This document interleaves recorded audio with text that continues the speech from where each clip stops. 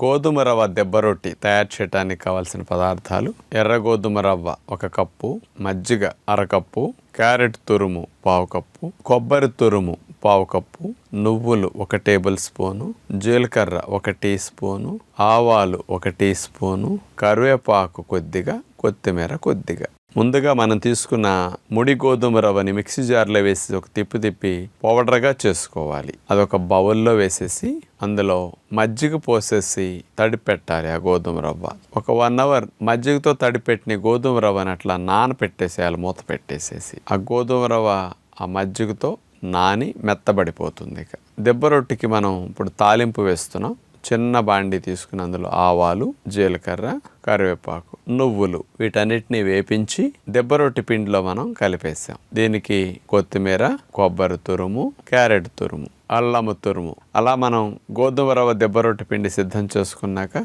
అంచుండి non stick పాత్ర ఒకటి తీసుకుని అడుగున మేగడ రాసేసి మందంగా దెబ్బ రొట్టి పిండిని అందులో పోసి మూత పెట్టేసి సన్న సెక్క మీద మెల్లగా కాలనివ్వాలి. ఒకవైపు కాలిన తర్వాత దెబ్బ రొట్టిని మళ్ళీ తిరగేసి రెండో వైపు కూడా కాల్చుకోవాలి. మేగడతోనే చాలా కలర్ఫుల్గా దెబ్బ రొట్టె వచ్చేసింది. అదే బాగా నెయ్యి వేసి కానీ నూనె వేసి ఎక్కువ వేసేసి కాలుస్తారు దెబ్బ రొట్టెలు. అది లేకుండా కాల్చాం. మనం ఇప్పుడు చెరుకు పానకం లాంటిది పెట్టుకుని కాంబినేషన్లో కూడా తినొచ్చు, బాగుంటుంది.